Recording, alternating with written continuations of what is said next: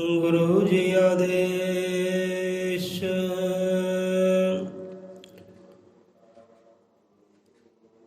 ਹਰੀ ਓਮ ਗੁਰੂ ਜੀ ਮਹਾਰਾਜ। ਹਰੀ ਓਮ ਗੁਰੂ ਜੀ ਮਹਾਰਾਜ। ਹਰੀ ਓਮ ਗੁਰੂ ਜੀ ਮਹਾਰਾਜ। ਆਦੇਸ਼ ਗੁਰੂ ਜੀ ਆਦੇਸ਼। ਆਦੇਸ਼ ਗੁਰੂ ਭਗਵਾਨ ਜੀ ਆਦੇਸ਼। ਹਾਜ਼ਰ ਮਤ੍ਰਿਕਾਂਦਰ ਸ਼ੀਸ਼ੇ ਗੁਰੂ ਵਾਲਮੀਕ ਭਗਵਾਨ ਜੀ ਮਹਾਰਾਜ ਸ਼ਬਦ ਗੁਰੂ ਮਹਾਰਾਜ ਸਭ ਜੀਵਾਂ ਦੇ ਦਾਤਾ ਜੀ ਅੰਗ ਸੰਗ ਸਹਾਈ ਹੋਣ। ਸਰਬ ਦੇ ਨਾਮੇ ਦਾ ਗੁਰਾਂ ਦੇ ਸ਼ਬਦ ਦਾ ਆਸਰਾ ਧਰਦੇ ਹੋਏ ਸ਼ਬਦ ਵਿਚਾਰ ਆਰੰਭ ਕਰਦੇ ਆ। ਬੋਲੇ ਸੌ ਨਿਰਭੈ ਅਸਲ ਤ੍ਰਿਕਾਂਦਰ ਜੀ ਸ੍ਰਿਸ਼ਟੀ ਕਰਤਾ ਜਗਤ ਗੁਰੂ ਵਾਲਮੀਕ ਦਇਆਵਾਨ ਜੀ ਕੀ ਜੈ।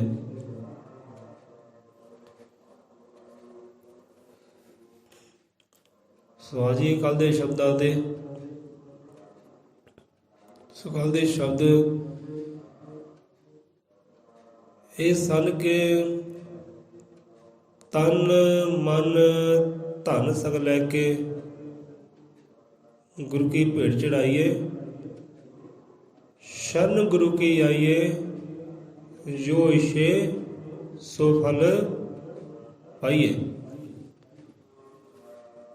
कल ਦੇ ਸ਼ਬਦ ਹੈ ਇੱਥੇ ਆਪਾਂ ਵਿਸ਼ਰਾਮ ਲਏ ਸੀ। ਸੋ ਇਸ ਤੋਂ ਪਹਿਲਾਂ ਪਹਿਲੀਆਂ ਪੰਕਤੀਆਂ ਵਿੱਚ ਬ੍ਰਹਮਾ ਦਾ ਸ਼ਿਵ ਜੀ ਦਾ ਪਾਰਵਤੀ ਦਾ ਵੀ ਜ਼ਿਕਰ ਆਇਆ ਕਿ ਉਹ ਵੀ ਜੀਵ ਉਹ ਵੀ ਰੱਬ ਦੇ ਪਿਆਰੇ ਰੱਬ ਦਾ ਹਰੀ ਦਾ ਸਿਮਰਨ ਕਰਦੇ ਹੈ ਕਿ ਬੰਦਿਆ ਤੂੰ ਵੀ ਸਿਮਰਨ ਕਰ। ਤੂੰ ਗੁਰਾਂ ਦੀ ਚਰਨੀ ਆ, ਗੁਰਾਂ ਦੀ ਸ਼ਰਨੀ ਆ, ਗੁਰਾਂ ਤੋਂ ਜੁਗਤੀ ਲੈ, ਢੰਗ ਲੈ, ਨਾਮ ਲੈ, ਸ਼ਬਦ ਲੈ, ਸਲੋਕ ਲੈ, ਉਹ ਰੱਬ ਦੀ ਬੰਦਗੀ ਕਰ ਸੰਤਾਂ ਵਾਲਾ ਹੋ ਕੇ। ਉਹ ਦੇਵੀ ਦੇਵਤੇ ਵੀ ਉਹਦਾ ਸਿਮਰਨ ਕਰਦੇ ਹੈ, ਭਗਤੀ ਕਰਦੇ ਉਹਦੀ। ਤੂੰ ਵੀ ਇਹ ਕਾਰਜ ਕਰ। ਤਨ ਮਨ ਧਨ ਸਗ ਲੈ ਕੇ ਕਿ ਤਨ ਕਰਕੇ ਵੀ ਆਵੀ, ਮਨ ਕਰਕੇ ਆਵੀ ਤੇ ਧਨ ਕਰਕੇ ਵੀ ਆਈ। ਆਓ ਕੇ ਆਪਣਾ ਉਹ ਦਸਵੰਤ ਹੁੰਦਾ ਹੈ ਉਹ ਵੀ ਲਿਖੇ ਲਾਈ। ਇਹ ਦਸਵੰਤ ਦੀ ਗੱਲ ਆਈ ਹੈ ਕਿ ਆਪਣਾ ਦਸਵੰਤ ਦਸਵਾਂ ਹਿੱਸਾ ਰੱਬ ਦੇ ਲੇਖੇ ਲਾਉਣਾ, ਰੱਬ ਦੇ ਜੀਵਾਂ ਦੇ ਲੇਖੇ ਲਾਉਣਾ, ਗੁਰਾਂ ਦੇ ਚਰਨੀ ਬਚਾਉਣਾ। ਉਹ ਦਸਵੇਂ ਹਿੱਸੇ ਦੀ ਗੱਲ ਆਈ ਹੈ ਕਿ ਤਨ ਮਨ ਧਨ ਸਗ ਲੈ ਕੇ ਗੁਰ ਕੀ ਭੇਟ ਚੜਾਈਏ। ਕਿ ਆਪਣਾ ਤਨ ਵੀ ਉਹ ਗੁਰੂ ਨੂੰ ਭੇਟਾ ਕਰ ਦੇਈ ਤੇ ਮਨ ਵੀ ਭੇਟਾ ਕਰ ਦੇਈ। ਇੱਦਾਂ ਦੌੜੇ ਕਿੱਦਾਂ? ਤਨ ਹੀ ਭੇਟਾ ਕਰਦਾ, ਮਨ ਹੀ ਭੇਟਾ ਕਰਦਾ, ਦਸਵਾਂ ਹਿੱਸਾ ਹੀ ਭੇਟਾ ਜਾ ਰਿਹਾ। ਫਿਰ ਆਨੰਦ ਆਵੇ ਤਾਂ ਕਿੱਦਾਂ ਨਾ ਆਵੇ। ਸੋ ਤਨ ਮਨ ਧਨ ਸਗ ਲੈ ਕੇ ਗੁਰੂ ਕੀ ਭੇਟ ਚੜਾਈਏ। ਸ਼ਰਨ ਗੁਰੂ ਕੀ ਆਈਏ ਜੋ ਇਛੇ ਸੋ ਫਲ ਪਾਈਏ। ਹੁਣ ਬੰਦੇ ਨੂੰ ਸ਼ਰਨ ਪੈਣਾ ਕਿਤੇ ਆ ਜਾਏ ਤੇ ਵਾਰੇ ਨਹੀਂ ਆ ਰਹੀ ਹੈ। ਪਰ ਬੰਦੇ ਨੂੰ ਸ਼ਰਨ ਪੈਣਾ ਆਉਂਦਾ ਨਹੀਂ ਹੈ ਕਿ ਬੰਦਾ ਸ਼ਰਨ ਪਿਆ ਹੋਵੇ ਆਪਣੇ ਗੁਰੂਆਂ ਦੀ, ਰੱਬ ਦੀ ਸ਼ਰਨ ਪਿਆ ਹੋਵੇ। ਤਾਂ ਸ਼ਰਨ ਪੈਣਾ ਬਹੁਤਿਆਂ ਨੂੰ ਨਹੀਂ ਆਉਂਦਾ। ਹੁਣ ਸ਼ਰਨ ਪੈਣਾ ਕੀ ਹੁੰਦਾ? ਜਦੋਂ ਸ਼ਰਨ ਪੈ ਜਾਂਦੇ ਹੁੰਦਾ ਕੀ ਹੈ? ਧਿਆਨ ਕਰਿਓ। ਅਗਲੀ ਵਚਨ ਫਿਰ ਆਪਾਂ ਲੈਂਦੇ ਹਾਂ ਕਿ ਸ਼ਰਨ ਪੈਣਾ ਕਿ ਮੰਨ ਲਓ ਸਾਡੇ ਕੋਲ ਇੱਕ ਪ੍ਰਾਹੁਣਾ ਆ ਗਿਆ। ਵਿਚਾਰ ਕਰਿਓ, ਸਾਡੇ ਘਰ ਕੋਈ ਗੈਸਟ ਆਇਆ, ਪ੍ਰਾਹੁਣਾ ਆਇਆ, ਉਹ ਸਾਡੀ ਕੀ ਆਇਆ? ਸ਼ਰਨ ਆਇਆ। ਸਾਡੀ ਛੱਤ ਹੇਠਾਂ ਆਇਆ, ਸਾਡੇ ਘਰ ਦੇ ਅੰਦਰ ਆਇਆ, ਉਹ ਸਾਡੇ ਆਸਰੇ 'ਤੇ ਆਇਆ। ਸਾਡੇ ਨਾਲ ਪ੍ਰੇਮ ਹੋਇਆ, ਮੁਹੱਬਤ ਹੋਈ, ਸਾਡੇ ਕੋਲ ਆਇਆ, ਉਹ ਸਾਡੀ ਸ਼ਰਨ ਵਿੱਚ ਆਇਆ। ਹੁਣ ਜਿਹੜਾ ਗੈਸਟ ਸਾਡੇ ਸ਼ਰਨ ਆਇਆ, ਸਾਡੇ ਘਰ ਆਇਆ, ਸਾਡੇ ਦੁਆਰੇ ਆ ਗਿਆ, ਹੁਣ ਉਹਦੀ ਚਿੰਤਾ ਕਿਹਨੂੰ ਹੈ ਭਾਈ? ਉਹਦੇ ਖਾਣ ਦੀ, ਉਹਦੇ ਪੀਣ ਦੀ, ਉਹਦੇ ਸੌਣ ਦੀ, ਉਹਦੇ ਰਹਿਣ ਦੀ, ਹਰ ਇੱਕ ਚੀਜ਼ ਦਾ ਖਿਆਲ ਕਿਹਨੂੰ ਹੈ? ਉਹ ਬੰਦੇ ਨੂੰ ਹੈ ਜਾਂ ਸਾਨੂੰ ਹੈ? ਕਿਹਨੂੰ ਹੈ? ਸਾਨੂੰ ਹੈ ਨਾ। ਬੰਦੇ ਨੂੰ ਕੋਈ ਚਿੰਤਾ ਨਹੀਂ ਹੈ, ਕੋਈ ਪਰੇਸ਼ਾਨੀ ਨਹੀਂ, ਉਹ ਤਾਂ ਆ ਗਿਆ, ਉਹ ਪ੍ਰੇਮ ਕਰਕੇ ਆ ਗਿਆ, ਮੁਹੱਬਤ ਕਰਕੇ ਆ ਗਿਆ, ਉਹ ਰਿਸ਼ਤੇਦਾਰੀ ਕਰਕੇ ਆ ਗਿਆ, ਸਮਾਂ ਚਾਹੇ ਰਾਤ ਦਾ ਹੀ, ਦਿਨ ਦਾ ਹੀ, ਦੁਪਹਿਰ ਦਾ ਸੀ, ਉਹ ਆ ਗਿਆ, ਉਹਦੇ ਮਨ ਨੂੰ ਖਿੱਚ ਪਈ ਤਾਂ ਆ ਗਿਆ।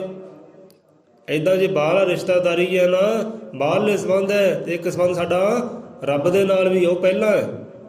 ਇੱਕ ਸੰਬੰਧ, ਇੱਕ ਰਿਸ਼ਤਾ ਸਾਡਾ ਗੁਰੂ ਦੇ ਨਾਲ ਵੀ ਹੈ, ਉਹ ਪਹਿਲਾਂ ਹੈ। ਦੁਨੀਆਦਾਰੀ ਬਾਅਦ ਵਿੱਚ, ਪਹਿਲਾ ਸੰਬੰਧ ਰੱਬ ਦੇ ਨਾਲ ਹੈ, ਉਹ ਵੀ ਰਿਸ਼ਤਾ ਇੱਕ।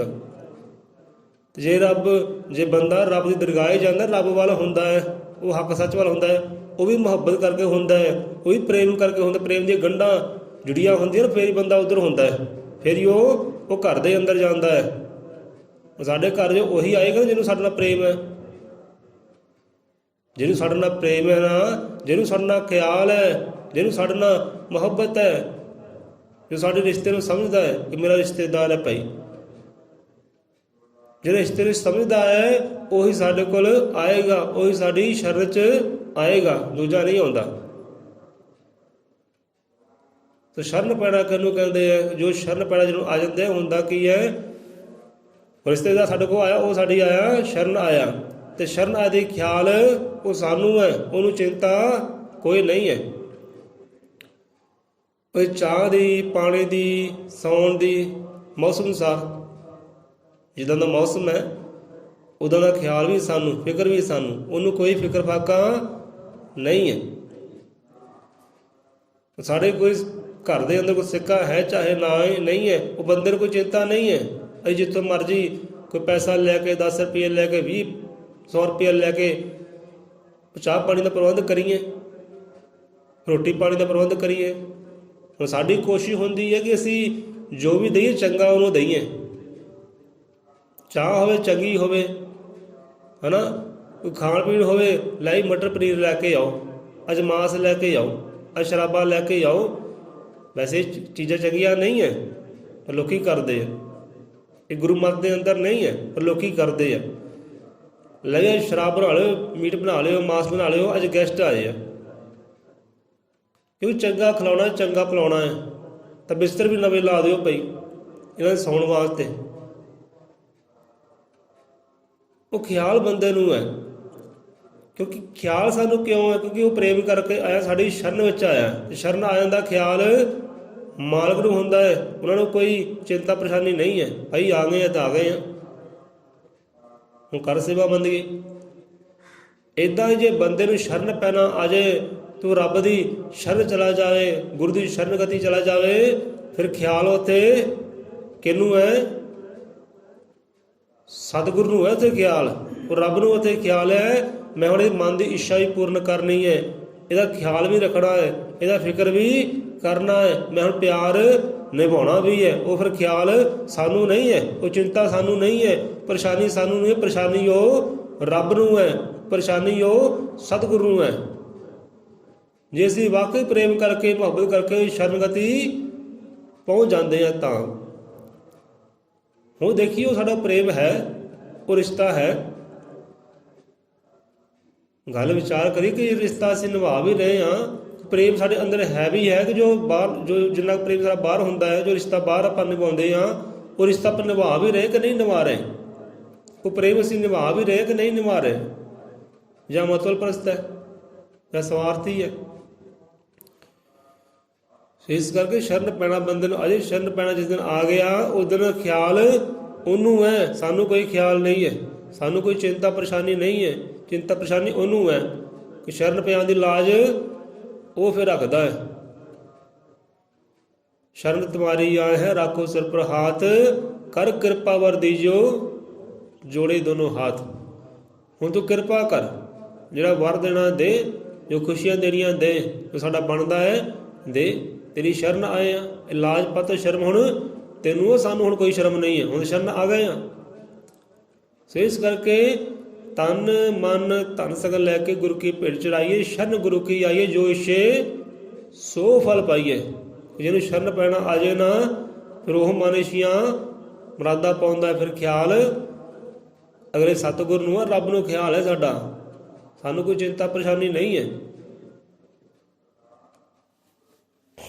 ਹੁਣ ਇੱਥੇ ਤਾਂ ਇੱਕ ਆਮ ਇਨਸਾਨ ਦੀ ਗੱਲ ਹੈ ਨਾ, ਇੱਕ ਆਮ ਇਨਸਾਨ ਇੰਨਾ ਕਰਦਾ ਹੈ, ਚਾਹੇ ਕਿਸੇ ਪੈਸੇ ਮੰਗ ਕੇ ਲਿਆਵੇ, ਜੋ ਮਰਜ਼ੀ ਕਰੇ, ਪੂਰੀ ਸੇਵਾ ਬੰਦਗੀ ਕਰਦਾ ਹੈ, ਪੂਰਾ ਖਿਆਲ ਰੱਖਦਾ ਹੈ ਸੌਣ ਬਹਿਣ ਦਾ, ਬੈਠਣ ਦਾ।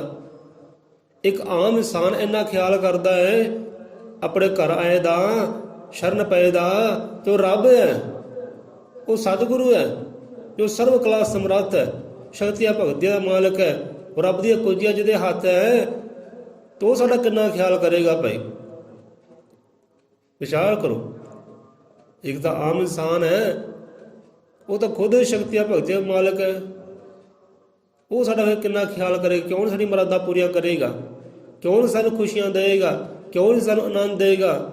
ਬਸ ਗੱਲ ਇਹ ਹੈ ਕਿ ਸਾਨੂੰ ਸ਼ਰਨ ਪੈਣਾ ਆ ਜਾਏ, ਤਨ ਕਰਕੇ ਵੀ, ਮਨ ਕਰਕੇ ਵੀ, ਤੇ ਧਨ ਕਰਕੇ ਵੀ, ਆਪਣੀ ਕਿਰਤ ਕਮਾਈ ਵੀ ਕਿਤੇ ਲੇਖੀ ਕਿਤੇ ਲਾਉਣੀ ਆ ਜਾਏ, ਸ਼ਰਨ ਪੈਣਾ ਕਿਤੇ ਆ ਜਾਏ। ਕਿ ਸ਼ਰਨ ਪੈਣਾ ਕਿਹਨੂੰ ਕਹਿੰਦੇ ਆ? ਜਿਸ ਦਿਨ ਸ਼ਰਨ ਪੈਣਾ ਆ ਗਿਆ, ਉਹਦੇ ਨੂੰ ਖਿਆਲ ਉਹਨੂੰ ਹੈ, ਚਿੰਤਾ ਪਰੇਸ਼ਾਨੀ ਉਹਨੂੰ ਹੈ, ਸਾਨੂੰ ਕੋਈ ਚਿੰਤਾ ਨਹੀਂ ਹੈ। ਆ ਗਏ ਤਾਂ ਆ ਗਏ, ਹੁਣ ਕਰ ਜੋ ਬਣਦਾ ਹੈ। ਹੁਣ ਇੱਕ ਬੰਦਾ ਦੇਖੋ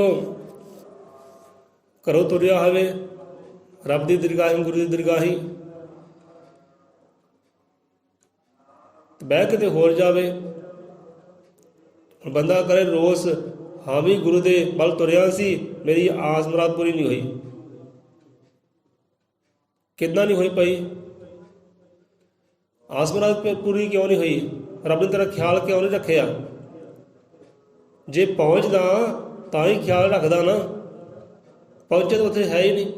ਘਰੋਂ ਤੁਰ ਪਿਆ, ਘਰੋਂ ਤੁਰ ਪਿਆ, ਪਰ ਉਹਦੀ ਸ਼ਰਨ 'ਚ ਪਹੁੰਚਾ ਨਹੀਂ ਹੈ। ਜਿਹੜਾ ਸ਼ਰਨ 'ਚ ਪਹੁੰਚਾ ਹੈ, ਖਿਆਲ ਤਾਂ ਉਹਦਾ ਹੀ ਉਹਨੇ ਰੱਖਣਾ। ਜਿੱਦਾਂ ਕੋਈ ਰਿਸ਼ਤੇਦਾਰ ਕਹੇ, ਲੈ ਪਿਆਰੇ ਮੈਂ ਤੇਰੇ ਘਰ ਵੱਲ ਨੂੰ ਤੁਰਿਆ, ਪਰ ਮੈਨੂੰ ਬਹੁਤ ਦੁੱਖ ਸਹਿਣੇ ਪਏ, ਬੜੀ ਧੁੱਪ ਸਹਿਣੀ ਪਈ, ਬੜੀ ਛਾਂ ਸਹਿਣੀ ਪਈ, ਬੜੀ ਠੰਡ ਗਰਮੀ ਸਹਿਣੀ ਪਈ। ਕਹਿੰਦੇ ਭਾਈ ਤੂੰ ਪਹੁੰਚਿਆ ਹੀ ਨਹੀਂ, ਤੂੰ ਕਿੱਥੇ ਰਿਹਾ? ਕਹਿੰਦਾ ਮੈਂ ਫਲਾਣੇ ਅੱਡੇ 'ਤੇ ਰਿਹਾ, ਤੂੰ ਮੇਰਾ ਖਿਆਲ ਹੀ ਨਹੀਂ ਲਿਆ, ਖਿਆਲ ਹੀ ਨਹੀਂ ਕੀਤਾ, ਮੈਂ ਤੇਰੇ ਘਰ ਵੱਲ ਨੂੰ ਤੁਰਿਆ ਸੀ। ਉਹ ਕਹਿੰਦਾ ਭਾਈ ਮੈਨੂੰ ਸੁਪਨਾ ਆਉਣਾ ਸੀ, ਤੂੰ ਬੈਠਾ ਕਿਤੇ ਹੈ, ਮੇਰੇ ਘਰ ਤੱਕ ਪਹੁੰਚਦਾ, ਮੈਂ ਤੇਰਾ ਖਿਆਲ ਰੱਖਦਾ, ਤੇਰੀ ਸੇਵਾ ਬੰਦਗੀ ਕਰਦਾ, ਮੇਰੇ ਘਰ ਤਾਂ ਤੂੰ ਆਇਆ ਨਹੀਂ, ਮੇਰੇ ਘਰ ਤੂੰ ਆਇਆ ਨਹੀਂ, ਬੜੀ ਸ਼ਰਨ ਗਤੀ ਵਿੱਚ ਤਾਂ ਆਇਆ ਨਹੀਂ, ਤੇ ਮੈਂ ਖਿਆਲ ਕਿੱਦਾਂ ਰੱਖਦਾ? ਜੇ ਪਹੁੰਚਦਾ ਤਾਂ ਹੀ ਮੈਂ ਤੇਰਾ ਖਿਆਲ ਕਰਦਾ, ਤਾਂ ਹੀ ਮੈਂ ਤੇਰੀ ਚਿੰਤਾ ਕਰਦਾ, ਪਰੇਸ਼ਾਨੀ ਦੀ ਹੱਲ ਕਰਦਾ। ਮੈਂ ਪਹੁੰਚਿਆ ਤਾਂ ਸਹੀ, ਤੂੰ ਪਹੁੰਚਿਆ ਤਾਂ ਹੈ ਹੀ ਨਹੀਂ। ਸੋ ਇਹੋ ਜਿਹੇ ਬੰਦੇ ਹੁੰਦੇ ਆ, ਘਰੋਂ ਮਨ ਬਣਾ ਕੇ ਤੁਰ ਪੈਂਦੇ ਆ, ਲੈ ਵੀ ਹੁਣ ਗੁਰੂ ਦੀ ਸ਼ਰਨ ਗਤੀ ਜਾਣਾ ਹੈ, ਹੁਣ ਸਭ ਕੁਝ ਅਰਪਣ ਗੁਰੂ ਨੂੰ ਕਰ ਦੇਣਾ ਹੈ, ਸਭ ਕੁਝ ਲਿਖੇ ਗੁਰੂ ਦੇ ਲਾ ਦੇਣਾ ਹੈ। ਇਹ ਮਨ ਤਾਂ ਬਣਾ ਲੈਂਦੇ ਆ, ਪਰ ਉਹ ਸਫਲ ਨਹੀਂ ਹੁੰਦੇ, ਰਾਹ ਵਿੱਚ ਹੀ ਅਟਕ ਜਾਂਦੇ ਆ। ਤੇ ਰਾਹ ਵਿੱਚ ਅਟਕਿਆ ਦੀ ਫਿਰ ਉਹ ਕਿੱਦਾਂ ਦੇਖ ਰਹੇ ਸੰਭਾਲ ਕਰੇ, ਉਹ ਜਿੱਥੇ ਪਹੁੰਚਣਾ ਸੀ ਪਹੁੰਚਿਆ ਤਾਂ ਹੈ ਹੀ ਨਹੀਂ। ਹੁਣ ਜਿਹੜਾ ਘਰੋਂ ਤੁਰਿਆ ਆਇਆ, ਉਹਨੂੰ ਕੀ ਪਤਾ ਕਿੱਧਰ ਨੂੰ ਹੋ ਜਾਣਾ, ਉਹਨੇ ਕਿਹੜੇ ਮੋੜ ਵੱਲ ਹੋ ਜਾਣਾ, ਕਿਹੜੇ ਰਸਤੇ ਵੱਲ ਹੋ ਜਾਣਾ। ਗੱਲ ਉਦੋਂ ਬਣੀ ਜਦੋਂ ਸ਼ਰਨ ਤੱਕ ਪਹੁੰਚ ਗਿਆ, ਚਰਨਾਂ ਤੱਕ ਪਹੁੰਚ ਗਿਆ, ਉਹ ਘਰ ਤੱਕ ਪਹੁੰਚ ਗਿਆ। ਘਰ ਪਹੁੰਚੇ ਤੇ ਉਹਨੂੰ ਦੇਖ ਰੇਖ ਸੰਭਾਲ ਕਰਨੀ ਹੈ। ਬੈਠਾ ਤੂੰ ਕਿਤੇ ਹੋਵੇ, ਕਰਮ ਕੋਈ ਕਰਦਾ ਹੋਵੇ, ਫਿਰ ਉਸ ਕਰਨੇ ਹਾਂ ਵੀ ਸ਼ਰਨ ਪੈ ਦੀ ਲਾਜ ਨਹੀਂ ਰੱਖੀ। ਸਵਾਓ ਅਗਰ ਸ਼ਬਦਾਂ ਨੂੰ ਵਿਚਾਰਦੇ ਹਾਂ ਕਿ ਤਨ ਮਨ ਤਰਸਨ ਲੈ ਕੇ ਗੁਰੂ ਕੀ ਭੇਟ ਚੜਾਈਏ, ਸ਼ਰਨ ਗੁਰੂ ਕੀ ਆਈਏ, ਜੋ ਇਛੇ ਸੋ ਫਲ ਪਾਈਏ। ਕਿ ਨਰ ਨਾਰੀ ਸੰਗ ਲੈ ਕੇ ਥਾਲ ਕਲ ਚੜਾਈਏ, ਮਾਤ ਪਿਤਾ ਸੰਗ ਲੈ ਕੇ ਪਾਠ ਜਗਨ ਰਖਾਈਏ। ਕਿ ਨਰ ਨਾਰੀ ਸੰਗ ਲੈ ਕੇ ਥਾਲ ਕਲ ਚੜਾਈਏ। ਹੁਣ ਸ਼ਬਦਾਂ 'ਚ ਕੀ ਸਮਝਾਉਣ ਦਾ ਯਤਨ ਕੀਤਾ ਹੈ, ਕੀ ਸਮਝਾਉਂਦਾ ਬੰਦੇ ਨੂੰ? ਇੱਥੇ ਅਰਪਣ ਕਰਨ ਦੀ ਗੱਲ ਹੈ, ਲੇਖੇ ਲਾਉਣ ਦੀ ਗੱਲ ਹੈ, ਸਤਿਗੁਰ ਦੇ ਲੇਖੇ ਲਾਉਣ ਦੀ ਗੱਲ ਹੈ। ਕਿ ਨਰ ਨਾਰੀ ਸੰਗ ਲੈ ਕੇ ਥਾਲ ਪਰ ਚੜਾਈਏ। ਪਹਿਲਾਂ ਤਨ ਦੀ ਗੱਲ ਕੀਤੀ ਹੈ, ਮਨ ਦੀ ਗੱਲ ਕੀਤੀ ਹੈ, ਧਨ ਦੀ ਗੱਲ ਕੀਤੀ ਹੈ। ਹੁਣ ਇੱਥੇ ਨਰ ਨਾਰੀ ਸੰਗ ਲੈ ਕੇ ਪਾ ਕੇ ਇੱਕ ਪਤੀ ਹੋਵੇ, ਪਤਨੀ ਹੋਵੇ, ਮਾਤਾ ਹੋਵੇ, ਪਿਤਾ ਹੋਵੇ, ਧੀ ਪੁੱਤ ਹੋਣ, ਆਪਣਾ ਪੂਰਾ ਪਰਿਵਾਰ ਹੋਵੇ, ਸਹਿਮਤੀ ਹੋਵੇ, ਪ੍ਰੇਮ ਹੋਵੇ, ਮੁਹੱਬਤ ਹੋਵੇ, ਜੀਆਂ ਦਾ ਇਤਫਾਕ ਹੋਵੇ ਅਤੇ ਸਾਰੇ ਰਲ ਮਿਲ ਕੇ ਕਰਨ ਕੀ ਨਰ ਨਾਰੀ ਸੰਗ ਲੈ ਕੇ ਥਾਲ ਕਲਸ਼ ਚੜਾਈਏ। ਕਹਿੰਦੇ ਭਾਈ ਸੇਵਾ ਬੰਦਗੀ ਕਰ ਲਓ। ਇਹ ਥਾਲ ਕਲਸ਼ ਤੋਂ ਭਾਵ ਕੀ ਹੈ ਕਿ ਅਨੁਦਾਨ ਕਰਨਾ, ਇਹ ਦਾਨ ਦੀ ਗੱਲ ਤੇ ਆਈ ਹੈ। ਥਾਲ ਕਲਸ਼ ਚੜਾਈਏ ਭਾਵ ਕਿ ਇਹੋ ਜਿਹਾ ਕੋਈ ਦਾਨ ਪੁੰਨ ਕਮਾ ਲਈਏ ਜਿਹਦੇ ਨਾਲ ਰੱਬ ਪ੍ਰਸੰਨ ਹੋ ਜਾਏ, ਸਤਿਗੁਰੂ ਪ੍ਰਸੰਨ ਹੋ ਜਾਏ, ਕਿ ਸਾਡੇ ਅੰਦਰ ਦੇਣ ਦੀ ਭਾਵਨਾ ਕਹਿੰਦੇ ਹੋਵੇ। ਨਰ ਨਾਰੀ ਸੰਗ ਲੈ ਕੇ ਥਾਲ ਕਲਸ਼ ਚੜਾਈਏ ਭਾਵ ਕਿ ਇਹੋ ਜਿਹਾ ਦਾਨ ਪੁੰਨ ਕਮਾ ਲਈਏ। ਪਹਿਲਾਂ ਤਨ ਦੀ ਗੱਲ ਆਈ ਹੈ, ਮਨ ਦੀ ਗੱਲ ਆਈ ਹੈ, ਧਨ ਦੀ ਗੱਲ ਆਈ ਹੈ, ਹੁਣ ਇੱਥੇ ਵੰਨ ਦੀ ਗੱਲ ਆਈ ਹੈ, ਦਾਨ ਦੀ ਗੱਲ ਆਈ ਹੈ। ਤੇ ਦਾਨ ਜਿਹੜਾ ਹੈ ਵੰਨ ਹੈ, ਇਹ ਸਾਰਾ ਤਨ ਨਾਲ ਕਮਾ ਹੁੰਦਾ ਹੈ, ਧਨ ਨਾਲ ਕਮਾ ਹੁੰਦਾ ਹੈ। ਨਰ ਨਾਰੀ ਸੰਗ ਲੈ ਕੇ ਥਾਲ ਕਲਸ਼ ਚੜਾਈਏ, ਮਾਤ ਪਿਤਾ ਸੰਗ ਲੈ ਕੇ ਪਾਠ ਜਗਨ ਰਖਾਈਏ। ਉਹ ਕਹਿੰਦੇ ਆ ਕਿ ਭਾਈ ਤੂੰ ਇਹ ਅੰਨ ਦਾਨ ਕਰ, ਧਨ ਦਾਨ ਕਰ, ਭਾਵ ਕਿ ਤੇਰੀ ਭਾਵਨਾ ਜਿਹੜੀ ਨਾ ਦੇਵਣ ਵਾਲੀ ਹੋਵੇ, ਕਿਸੇ ਨੂੰ ਸੁੱਖ ਦੇਣ ਦੀ ਭਾਵਨਾ ਹੋਵੇ, ਆਨੰਦ ਦੇਣ ਦੀ ਭਾਵਨਾ ਹੋਵੇ, ਖੁਸ਼ੀਆਂ ਦੇਣ ਦੀ ਭਾਵਨਾ ਹੋਵੇ ਤੇ ਦੇਣ ਦੀ ਭਾਵਨਾ ਹੋਵੇ। ਕਿਉਂਕਿ ਰੱਬ ਅੰਦਰ ਦੇਣ ਦੀ ਭਾਵਨਾ ਹੈ, ਸਤਿਗੁਰੂ ਅੰਦਰ ਦੇਣ ਦੀ ਭਾਵਨਾ ਹੈ। ਤੇਰੀ ਅੰਦਰ ਇਹ ਭਾਵਨਾ ਹੋਵੇ। ਨਰ ਨਾਰੀ ਸੰਗ ਲੈ ਕੇ ਥਾਲ ਕਲਸ਼ ਚੜਾਈਏ, ਮਾਂ ਪਿਤਾ ਸੰਗ ਲੈ ਕੇ ਪਾਠ ਜਗਨ ਰਖਾਈਏ। ਉਹ ਤੇ ਇੱਥੇ ਯੱਗ ਦੀ ਗੱਲ ਆਈ। ਯੱਗ ਦੇਖੋ, ਪਾਠ ਜਗਨ ਰਖਾਈਏ। ਜਗਨ ਤੋਂ ਪਾਓਗੇ ਯੱਗ। ਇੱਕ ਅੰਨ ਦਾ ਯੱਗ ਹੁੰਦਾ ਹੈ, ਯੱਗ ਕਹੀ ਹੈ। ਪਹਿਲਾਂ ਇੱਥੇ ਗੱਲ ਆਈ ਹੈ ਅੰਨ ਦੀ, ਪੁੰਨਦਾਨ ਦੀ। ਉਹ ਵੀ ਇੱਕ ਯੱਗ ਹੁੰਦਾ ਹੈ। ਉਹ ਯੱਗ ਕਹਿੰਦੇ ਕਮਾਉਣਾ ਕਰ। ਆਪਣੇ ਮਾਤਾ ਨੂੰ ਨਾਲ ਲੈ, ਪਿਤਾ ਨੂੰ ਨਾਲ ਲੈ, ਪਤੀ ਪਤਨੀ ਇਕੱਠੇ ਹੋਣ, ਧੀਆਂ ਪੁੱਤਰ ਇਕੱਠੇ ਹੋਣ, ਪਰਿਵਾਰ ਪੂਰਾ ਇਕੱਠਾ, ਪੂਰੇ ਪਰਿਵਾਰ ਦੀ ਸਹਿਮਤੀ ਹੋਵੇ। ਇਹ ਨਾ ਹੋਵੇ ਕਿ ਨਾਰੀ ਕਿਸੇ ਹੋਰ ਪਾਸੇ ਤੁਰੀ ਹੋਵੇ, ਪਿਤਾ ਕਿਸੇ ਹੋਰ ਪਾਸੇ ਤੁਰਿਆ ਹੋਵੇ, ਪੁੱਤਰ ਕਿਸੇ ਹੋਰ ਪਾਸੇ ਤੁਰਿਆ ਹੋਵੇ। ਸਭਨਾਂ ਦੀ ਭਾਵਨਾ ਜਿਹੜੀ ਇੱਕ ਹੋਵੇ, ਸਭਨਾਂ ਦਾ ਗੁਰੂ ਇੱਕ ਹੋਵੇ, ਰੱਬ ਦੀ ਬੰਦਗੀ ਇੱਕ ਖੁਦਾ ਦੀ ਹੋਵੇ। ਕਈ ਵਾਰ ਇੱਦਾਂ ਹੁੰਦਾ ਨਾ ਕਿ ਹਾਂ ਵੀ ਇੱਕ ਘਰ ਹੁੰਦਾ ਹੈ, ਪਤੀ ਪਤਨੀ ਹੁੰਦੀ ਹੈ, ਪਤੀ ਦਾ ਗੁਰੂ ਜਿਹੜਾ ਕੋਈ ਹੋਰ ਹੁੰਦਾ ਹੈ, ਪਤਨੀ ਦਾ ਹੋਰ ਹੁੰਦਾ ਹੈ, ਕਿ ਦੋਨਾਂ ਦੀ ਬਣਦੀ ਨਹੀਂ। ਫਿਰ ਪਤੀ ਤੁਰਿਆ ਹੁੰਦਾ ਪਠਾਨਕੋਟ ਦੇ ਵੱਲ, ਪਤਨੀ ਤੁਰੀ ਹੁੰਦੀ ਹੁਸ਼ਿਆਰਪੁਰ ਦੇ ਵੱਲ, ਦੋਨਾਂ ਦੀ ਨਹੀਂ ਬਣਦੀ। ਜੇ ਕਿਤੇ ਗੁਰੂ ਇੱਕ ਹੋਵੇ, ਮੁਰਸ਼ਿਦ ਇੱਕ ਹੋਵੇ, ਫਿਰ ਦੋਨਾਂ ਦੀ ਬਣ ਵੀ ਜਾਂਦੀ ਹੈ। ਜਿੱਧਰ ਜਾਣਗੇ ਇਕੱਠੇ ਜਾਣਗੇ, ਜੋ ਖੁਸ਼ੀਆਂ ਕਰਨਗੇ ਇਕੱਠੇ ਕਰਨਗੇ। ਲੈ ਵੀ ਭਾਈ ਤੂੰ ਆਪਣੇ ਗੁਰੂ ਦੇ ਚੱਲ, ਮੈਂ ਆਪਣੇ ਗੁਰੂ ਦੇ ਚੱਲਦੀ ਹਾਂ, ਤੂੰ ਆਪਣੇ ਚਾਅ ਕਰ, ਮੈਂ ਆਪਣੇ ਚਾਅ ਕਰਦੀ ਹੈ। ਤਰਾਸ ਕਿੱਦਾਂ ਬਣ ਜੂ? ਤੇ ਦੋਨਾਂ ਵਿੱਚ ਕੀ ਹੋਣਗੇ? ਝਗੜੇ ਹੀ ਹੋਣਗੇ ਨਾ। ਦੋਨਾਂ ਮੀਆਂ ਬੀਵੀ ਵਿੱਚ ਝਗੜੇ ਹੀ ਹੋਣਗੇ, ਫਿਰ ਖੁਸ਼ੀਆਂ ਨਹੀਂ ਆਉਂਦੀਆਂ। ਇਸ ਕਰਕੇ ਇੱਥੇ ਗੁਰੂ ਵੀ ਇੱਕ ਹੋਵੇ, ਇੱਕ ਰੱਬ ਦੀ ਬੰਦਗੀ ਹੋਵੇ। ਸੋ ਨਰ ਨਾਰੀ ਸੰਗ ਲੈ ਕੇ ਥਾਲ ਕਲਸ਼ ਚੜਾਈਏ। ਇਹ ਨਹੀਂ ਕਿ ਹਾਂ ਵੀ ਨਾਰੀ ਕਰੇ, ਜੋ ਵੀ ਕਰਨਾ ਬੰਦਾ ਕਰੇ, ਔਰਤ ਕੋਈ ਸੇਵਾ ਬੰਦਗੀ ਵਾਲੀ ਗੱਲ ਹੀ ਨਾ ਕਰੇ, ਕੋਈ ਦਾਨ ਪੁੰਨ ਵਾਲੀ ਗੱਲ ਹੀ ਨਾ ਕਰੇ। ਇੱਦਾਂ ਹੋ ਜਾਂਦਾ ਘਰਾਂ ਵਿੱਚ। ਬੰਦੇ ਦੀ ਭਾਵਨਾ ਹੁੰਦੀ ਹੈ ਦਾਨ ਪੁੰਨ ਕਰਨ ਦੀ, ਸੇਵਾ ਬੰਦਗੀ ਕਰਨ ਦੀ। ਜਿਹੜੀ ਔਰਤ ਹੁੰਦੀ ਉਹ ਟੋਕਦੀ ਹੈ। ਜਾਂ ਇੱਦਾਂ ਹੁੰਦਾ ਹੈ ਕਿ ਬੰਦੇ ਟੋਕਦੇ ਹੈ ਤੇ ਔਰਤਾਂ ਕਰਦੀਆਂ। ਰੱਬ ਦੇ ਘਰ ਜਾਣਾ ਔਰਤਾਂ ਜਾਂਦੀਆਂ, ਸੇਵਾ ਬੰਦਗੀ ਕਰਨੀ ਹੈ ਔਰਤਾਂ ਕਰਦੀਆਂ, ਬੰਦੇ ਟੋਕਦੇ ਹੈ। ਉਹ ਕਹਿੰਦੇ ਤੇਰਾ ਦਿਮਾਗ ਖਰਾਬ ਹੋ ਗਿਆ। ਕਹਿਣ ਦਾ ਭਾਵ ਕਿ ਦੋਨਾਂ ਦੀ ਸਹਿਮਤੀ ਹੋਵੇ, ਸੁਲ੍ਹਾ ਹੋਵੇ, ਪ੍ਰੇਮ ਹੋਵੇ, ਭਾਵਨਾ ਦੋਨਾਂ ਦੀ ਇੱਕ ਹੋਵੇ, ਖਿਆਲ ਇੱਕ ਹੋਵੇ, ਫਿਰ ਗੱਲ ਕਹਿੰਦੇ ਬਣਦੀ ਹੈ ਕਿ ਨਰ ਨਾਰੀ ਸੰਗ ਲੈ ਕੇ ਥਾਲ ਕਲਸ਼ ਚੜਾਈਏ, ਮਾਤ ਪਿਤਾ ਸੰਗ ਲੈ ਕੇ ਪਾਠ ਜਗਨ ਰਖਾਈਏ। ਕਹਿੰਦੇ ਯੱਗ, ਉਹ ਯੱਗ ਦੀ ਸੇਵਾ ਲੈ ਲਓ। ਦਾਨ ਪੁੰਨ ਕਮਾਉਣਾ ਕਹਿੰਦੇ ਕਰ ਲਓ, ਆਪਣਾ ਆਪ ਲੇਖਾ ਲਾਉਣਾ ਕਰ ਲਓ। ਇਨਸਾਨੀਅਤ ਦੇ ਲੇਖੇ ਲਾ ਲਓ, ਰੱਬ ਦੇ ਲੇਖੇ ਲਾ ਦਿਓ, ਗੁਰੂ ਦੇ ਲੇਖੇ ਲਾ ਦਿਓ ਤੇ ਕਰਿਓ। ਇੱਕ ਭਾਵਨਾ ਹੋਵੇ, ਮਾਤਾ ਪਿਤਾ ਨੂੰ ਨਾਲ ਲਿਓ, ਧੀਆਂ ਪੁੱਤਰਾਂ ਨੂੰ ਨਾਲ ਲਿਓ, ਪਤੀ ਪਤਨੀ ਨਾਲ ਹੋਣ, ਰਲ ਮਿਲ ਕੇ ਇੱਕ ਖਿਆਲ ਹੋਵੇ, ਸਭਨਾਂ ਦਾ ਪ੍ਰੇਮ ਇੱਕ ਜਿਹਾ ਹੋਵੇ।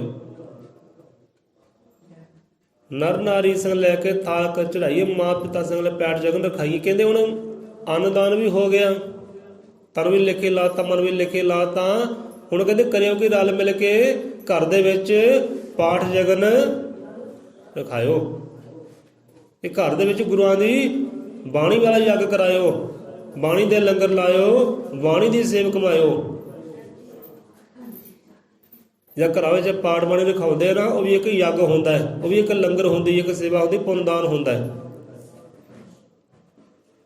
ਮਾਂ ਪਿਤਾ ਸੰਗ ਲੈ ਕੇ ਪਾਠ ਯਗਨ ਰਖਾਈਏ ਕਿ ਇਹੋ ਜਿਹੇ ਯੱਗ ਦੀ ਰਚਨਾ ਹੋਵੇ, ਇਹੋ ਜਿਹੇ ਲੰਗਰ ਸੇਵਾ ਦੀ ਰਚਨਾ ਹੋਵੇ, ਤੁਹਾਡਾ ਵੀ ਭਲਾ ਹੋਵੇ ਤੇ ਨਾਲ ਦੇ ਜੋ ਆਂਢੀ ਗੁਆਂਢੀ ਹੈ ਨਾ, ਉਹਨਾਂ ਨੂੰ ਕੋਈ ਗਿਆਨ ਮਿਲ ਸਕੇ, ਕੋਈ ਬੁੱਧੀ ਮਿਲ ਸਕੇ, ਕੋਈ ਸਮਝ ਮਿਲ ਸਕੇ।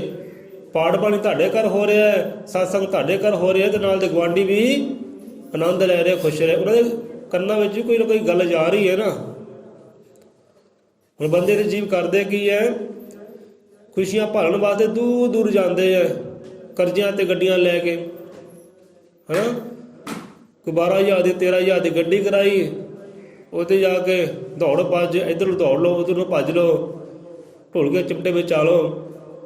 ਤੇ ਜੇ ਉਹੀ ਪੈਸਾ ਕਿਤੇ ਘਰ ਸਤਸੰਗ ਵਿੱਚ ਲਾਇਆ ਹੋਵੇ, ਘਰ ਆਪਣੇ ਗੁਰੂਆਂ ਦੀ ਬਾਣੀ ਰਖਾਈ ਹੋਵੇ ਤੇ ਆਪਣੇ ਘਰ ਦਾ ਹੀ ਭਲਾ ਤੇ ਨਾਲ ਦੇ ਆਂਢੀ ਗੁਆਂਢੀ ਦੇ ਭਲਾ। ਲੈ ਵੀ ਕਿਆ ਬਾਤ ਹੈ ਯਾਰ, ਸਤਸੰਗ ਕਰਾਇਆ ਆਪਣੇ ਗੁਰੂਆਂ ਦੇ ਨਾਮ ਦਾ, ਲੰਗਰ ਭੰਡਾਰੇ ਲਾਏ ਆ। ਮਾਇਆ ਤਾਂ ਉਹੀ ਹੈ, ਵਿਚਾਰ ਰਹੇ ਹੋ। ਇਹੋ ਜਿਹੀ ਕਰਨੀ ਚਾਹੀਦੀ, ਇਸ ਪਾਸੇ ਮਾਇਆ ਲਾਉਣੀ ਚਾਹੀਦੀ ਹੈ। ਮਾਇਆ ਲਾਉਣੀ ਹੈ ਭਾਈ, ਸਤਸੰਗ ਵਾਲੇ ਪਾਸੇ ਲਾਓ, ਘਰ ਵਿੱਚ ਸਤਸੰਗ ਕਰਾ ਲਓ, ਪਾਠ ਬਾਣੀ ਕਰਾ ਲਓ, ਲੈ ਵੀ ਕਰੋ, ਵੀ ਗੁਰੂ ਗਿਆਨ ਦੀ ਗੱਲ ਕਰੋ, ਤੁਹਾਡਾ ਵੀ ਭਲਾ ਹੋਵੇ ਤੇ ਕਿਸੇ ਆਂਢੀ ਗੁਆਂਢੀ ਨੂੰ ਵੀ ਮੱਤ ਆ ਸਕੇ।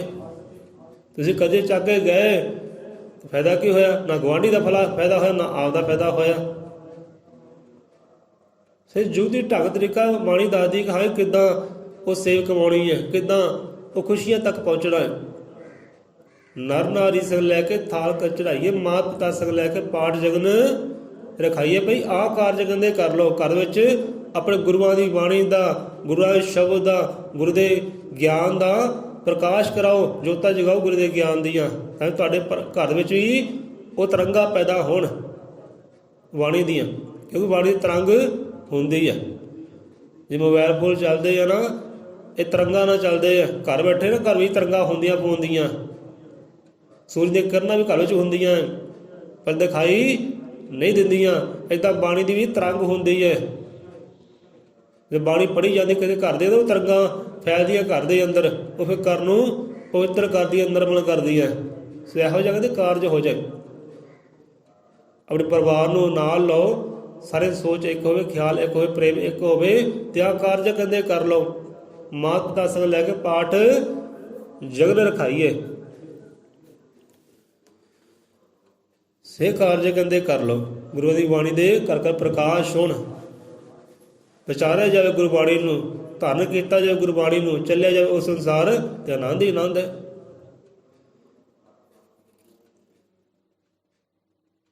ਤਨ ਮਨ ਧਨ ਸੰਗ ਲੈ ਕੇ ਗੁਰੂ ਕੀ ਭੇਟ ਚੜਾਈਏ, ਸ਼ਨ ਗੁਰੂ ਕੀ ਆਈਏ, ਜੋ ਇਛੇ ਸੋ ਫਲ ਪਾਈਏ। नर नारी संग लेके थाल कर चढ़ाइए, माँ पिता संग लेके पाठ जगन रखाइए। कि वाल्मीकि दरबार में गल डालो बुलाके, हार जिन जिन की अरदास सो कीजो अंगीकार। कहते घर दे विच ਇਹ ਅੰਨਦਾਨ ਕਰਕੇ, ਪੁੰਨ ਕਮਾ ਕੇ, ਇਹ ਸਭ ਕੁਝ ਲਿਖੇ ਲਾ ਕੇ, ਰੱਬ ਦਾ ਨਾਮ ਲੈ ਕੇ, ਬਾਣੀ ਰਖਾ ਕੇ, ਸਤਸੰਗ ਕਰਾ ਕੇ, ਹੁਣ ਕੀਤਾ ਕੀ ਹੈ? ਵਾਲਮੀਕ ਦਰਬਾਰ ਨੂੰ ਗਲ ਡਾਲੋ ਬੁਲਾ ਕੇ। ਹੁਣ ਉਹਦੇ ਅੱਗੇ ਅਰਦਾਸ ਬੇਨਤੀ ਹੈ, ਸ਼ਬਦਾਂ ਨੂੰ ਸਮਝੋ ਕਿ ਵਾਲਮੀਕ ਦਰਬਾਰ ਨੂੰ ਗਲ ਡਾਲੋ ਬੁਲਾ ਕੇ ਹਾਰ। ਇਹ ਨਹੀਂ ਕਿ ਅਸੀਂ ਗੁਰੂ ਵਾਲਮੀਕ ਦਰਬਾਰ 'ਤੇ ਆਏ ਹਾਂ ਅਤੇ ਗੁਰੂ ਵਾਲਮੀਕ ਦੇ ਗਲ ਦੇ ਅੰਦਰ ਮੂਰਤ ਫੋਟੋ ਦੇ ਅੱਗੇ ਫੁੱਲਾਂ ਦੀ ਮਾਲਾ ਪਾਈ ਜਾਵੇ। ਸਮਝਣ ਵਾਲੇ ਇਹ ਸਮਝਣਗੇ ਕਿ ਲੈ ਵੀ ਗੁਰੂ ਵਾਲਮੀਕ ਦੇ ਦਰ 'ਤੇ ਜਾਓ, ਫੋਟੋ ਉੱਥੇ ਪਈ ਹੋਣੀ ਆ, ਮੂਰਤ ਪਈ ਹੋਣੀ ਆ, ਉੱਥੇ ਜਾ ਕੇ ਫੁੱਲਾਂ ਦੇ ਹਾਰ ਪਾ ਦਿਓ। ਗੱਲ ਇਹ ਨਹੀਂ ਹੈ ਕਿ ਵਾਲਮੀਕ ਦਰਬਾਰ ਰਹੇ ਵਾਲਮੀਕ ਪ੍ਰਮਾਤਮਾ ਸਤਿਗੁਰੂ ਮਹਾਰਾਜ ਤੇਰੇ ਦੁਆਰੇ ਤੇ ਆਏ ਆ। ਹੁਣ ਇਹ ਦੁਆਰਾ ਭਾਵੇਂ ਚਾਰ ਦੀਵਾਰੀ ਨਹੀਂ ਹੈ। ਕਿਧਰ ਵਾਲਮੀਕ ਦਰਬਾਰ ਮੇਂ ਗਲ ਡਾਲੋ ਫੁਲਾ ਕੇ ਹਾਰ।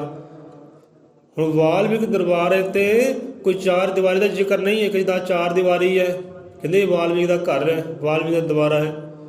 ਇਹ ਦੁਆਰੇ ਦੀ ਗੱਲ ਨਹੀਂ ਹੈ ਕਿ ਆਪਣੇ ਗੁਰੂ ਦੇ ਦੁਆਰਾ ਕਿ ਜੋ ਵੀ ਕਾਰਜ ਕੀਤਾ ਹੈ, ਜੋ ਵੀ ਮੈਂ ਬੋਲ ਰਿਹਾ ਹੈ, ਜੋ ਵੀ ਕਾਰਜ ਕੀਤਾ ਹੈ, ਜੋ ਵੀ ਹੋ ਰਿਹਾ ਹੈ, ਇਹ ਮੇਰੇ ਗੁਰੂ ਦੇ ਕਿੱਦਾਂ ਹੋ ਰਿਹਾ ਹੈ?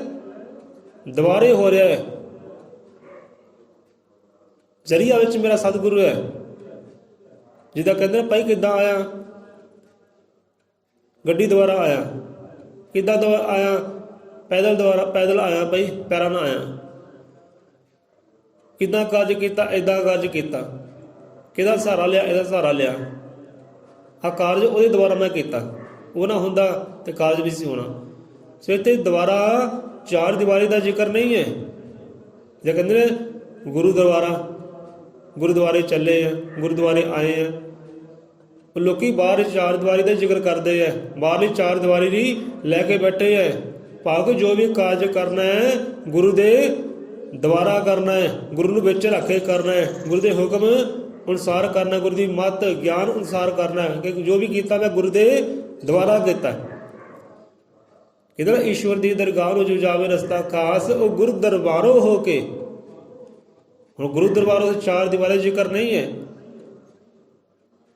ਕਿ ਗੁਰੂ ਦੇ ਹੁਕਮ ਦੀ ਉੱਥੇ ਗੱਲ ਹੈ, ਗੁਰੂ ਦੀ ਰਜ਼ਾ ਸਲਾਹ ਦੀ ਗੱਲ ਹੈ ਕਿ ਜੋ ਵੀ ਕੀਤਾ ਗੁਰੂ ਦੀ ਸਲਾਹ ਨਾਲ ਕੀਤਾ, ਉਹਦੇ ਦੁਆਰਾ ਕੀਤਾ।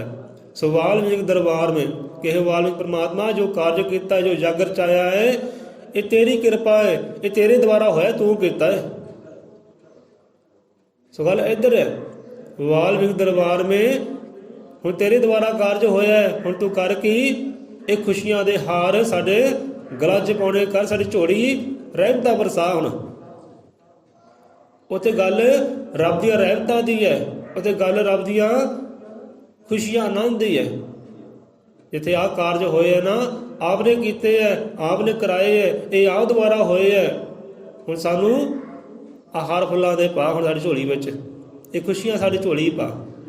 ਵਾਲਮੀਕ ਦਰਬਾਰ में गल डालो फुल्लां के हार। ਤੇ ਵਾਲਮੀਕ ਪਰਮਾਤਮਾ ਅਰਦਾਸ ਬੇਨਤੀ ਹੈ ਕਿ ਆਹ ਕਾਰਜ ਕਰ। ਵਾਲਮੀਕ ਦਰਬਾਰ में गल डालो फुल्लां के हार कि जिन जिन की अरदास है सो की जो अंगीकार। ਉੱਥੇ ਵੀ ਜਗਿਆਸੂ ਜਨ ਨੇ ਆਪਣੇ ਵਾਸਤੇ ਨਹੀਂ ਮੰਗਿਆ, ਉਹ ਕਾਰ ਤਾਂ ਸਾਰੇ ਕਰ ਲਏ, ਤਨ ਵੀ ਅਰਪਣ ਕਰਤਾ, ਮਨ ਵੀ ਅਰਪਣ ਕਰਤਾ, ਧਨ ਵੀ ਅਰਪਣ ਕਰਤਾ, ਅੰਨ ਜਲ ਵੀ ਮੋਹਰੇ ਧਰ ਦਿੱਤਾ, ਉਹ ਪੁੰਨ ਦਾਨ ਵੀ ਕਮਾ ਲਿਆ, ਪਾਠ ਜਗਤ ਵੀ ਦਿਖਾ ਲਿਆ, ਸਤਸੰਗ ਵੀ ਹੋ ਗਏ। ਹੁਣ ਉੱਥੇ ਆਪਣੇ ਵਾਸਤੇ ਨਹੀਂ ਮੰਗਦਾ, ਕਹਿੰਦਾ ਜਿਨ ਜਿਨ ਕੀ ਅਰਦਾਸ, ਜੋ ਵੀ ਇਹ ਘਰ ਦੇ ਅੰਦਰ ਆਇਆ ਹੈ, ਸਤਸੰਗ ਦੇ ਅੰਦਰ ਆਇਆ ਹੈ, ਜੋ ਵੀ ਆਸ ਲੈ ਕੇ ਆਇਆ ਹੈ, ਫਰਿਆਦ ਲੈ ਕੇ ਆਇਆ ਹੈ ਕਿ ਮੇਰੇ ਮਾਲਕ ਗੁਰੂ ਮਹਾਰਾਜ ਸਭਨਾਂ ਦੀ ਆਸਾਂ ਮੁਰਾਦਾਂ ਹੁਣ ਪੂਰਨ ਕਰਦੇ, ਸਪੂਰਨ ਕਰਦੇ, ਖੁਸ਼ੀਆਂ ਸਭ ਦੇ ਝੋਲੀ ਤੂੰ ਪਾਉਣੀਆਂ ਕਰਦੇ। ਇਹ ਮੇਰੀ ਅਰਦਾਸ ਤੇਰੇ ਬੱਚੇ ਦੀ ਅਰਦਾਸ ਹੈ। ਸ਼ਬਦਾਂ ਨੂੰ ਸਮਝਿਓ। ਵਾਲਮੀਕ ਦਰਬਾਰ में गल डालो फुला के हार कि जिन जिन की अरदास है सो की जो अंगीकार। ਉੱਥੇ ਆਪਣਾ ਜ਼ਿਕਰ ਨਹੀਂ ਕੀਤਾ ਕਿ ਮੇਰੀ ਅਰਦਾਸ ਹੈ ਭਾਈ, ਜਿਨ ਜਿਨ ਕੀ ਅਰਦਾਸ ਹੈ ਸੋ ਕੀ ਜੋ ਅੰਗੀਕਾਰ। ਅੰਗੀਕਾਰ ਕਰਨਾ ਕਿ ਪ੍ਰਵਾਨ ਕਰ ਲਓ, ਕਬੂਲ ਕਰ ਲਓ। ਇਹ ਸੱਚਖੰਡ 'ਚ ਲੇਖੇ ਲਾ ਦਿਓ। ਇਹਨਾਂ ਜੀਵਾਂ ਦੀ ਇਹ ਆਸ ਮੁਰਾਦ ਮਨ ਦੀ ਭਾਵਨਾ ਜੀ ਸਪੂਰਨ ਕਰ ਦਿਓ। ਜਿਹੜੀ ਭਾਵਨਾ ਨਾਲ ਯਾਗਰ ਚ ਆਇਆ ਹੈ, ਇਹ ਪੁੰਨ ਦਾਨ ਕੀਤਾ ਹੈ, ਜਿਸ ਭਾਵਨਾ ਦੇ ਨਾਲ ਆਪਣਾ ਆਪ ਲੇਖੇ ਲਾਇਆ ਹੈ, ਜਿਸ ਭਾਵਨਾ ਦੇ ਨਾਲ ਸਾਰਾ ਪਰਿਵਾਰ ਇਕੱਠਾ ਹੋਇਆ ਹੈ, ਇਹ ਭਾਵਨਾ ਸਪੂਰਨ ਕਰ ਦਿਓ, ਅੰਗੀਕਾਰ ਕਰ ਦਿਓ। ਸੋ ਅੱਜ ਵਾਸਤੇ ਨਹੀਂ, ਵੇ ਸਮਝਿਓ ਕਿ ਨਰ ਨਾਰੀ ਸੰਗ ਲੈ ਕੇ ਥਾਲ ਕਲਸ਼ ਚੜਾਈਏ, ਮਾਂ ਪਿਤਾ ਸੰਗ ਲੈ ਕੇ ਪਾਠ ਜਗਤ ਰਖਾਈਏ। ਇੱਥੇ ਗੱਲ ਸਾਰੀ ਭਾਵਨਾ ਦੀ ਹੈ। ਸਾਰੇ ਭਾਵਨਾ ਇੱਕ ਹੋਵੇ, ਸੋਚ ਇੱਕ ਹੋਵੇ, ਪ੍ਰੇਮ ਇੱਕ ਹੋਵੇ, ਸਭਨਾਂ ਨੇ ਲਿਖੇ ਲਾਇਆ ਹੋਵੇ ਰੱਬ ਦੇ। ਨਰ ਨਾਰੀ ਸੰਗ ਲੈ ਕੇ ਥਾਲ ਕਲਸ਼ ਚੜਾਈਏ, ਮਾਂ ਪਿਤਾ ਸੰਗ ਲੈ ਕੇ ਪਾਠ ਜਗਤ ਰਖਾਈਏ। ਵਾਲਮੀਕ ਦਰਬਾਰ में गल डालो फुला के हार। हे वाल्मीकि परमात्मा तेरे द्वारा होया जो भी कार्य होए तेरे द्वारा होया है वो स्वर्ग की आस मराज पूरी कर। वाल्मीकि दरबार में गल डालो फुला के हार, जिन जिन की अरदास है सो की जो अंगीकार। जो भी आस लैके आए मुराद लैके आए स्वर्ग दी आसां मुरादां संपूर्ण कर दे, अंगीकार कर ले सबरां दी ख्याल प्रवान कर दे सबरां दे एक कदम कदम। सो दाता जी किरपा करन, जिन्ने कदम चल के जीव आए हैं एक एक कदम का फल ਉਹ परमात्मा मेरे सतगुरु महाराज अपने प्यारे झोली पौना करन कि जिन्ने श्वास अज सतसंग अंदर माणे आपके जीवन दाता जी हर एक श्वास सचखंड प्रवान कर ले, कबूल कर ले महाराज जी लेखे लाउणा कर ले। ये बंदगी ये सेवा एक किरदार लेखे लाउणा कर ले। सब झोलियां रहमतां नाल भर दे, खुशियां नाल भर दे, आनंद नाल भर दे। जोड़ ले अपने चरनां दे नाल भुल्ले पुटके जीवन बख्श दाता जी, बख्श अपनी मत बख्श, ज्ञान बख्श, ये सांझी इबादत बख्शी कर, प्रेम बख्शी कर महाराज। आप ਕਰਨ ਕਰਾਵਣ ਹਾਰੋ ਆਪ ਕਰ ਸਕਦੇ ਹੋ, ਸਭ ਕਰਨ ਕਰਾਉਣ ਵਾਲੇ ਆਪ ਹੀ ਹੋ। ਸੋ ਆਪ ਇਹੋ ਕਿਰਪਾ ਕਰੋ, ਰਹਿਮਤ ਕਰੋ ਐਸਾ, हे रहीम हे करीम ऐसा कर्म करो। बोले सौंदर पै असर मत कालदर्शी सृष्टि करता वाल्मीकि दयावान जी की जय।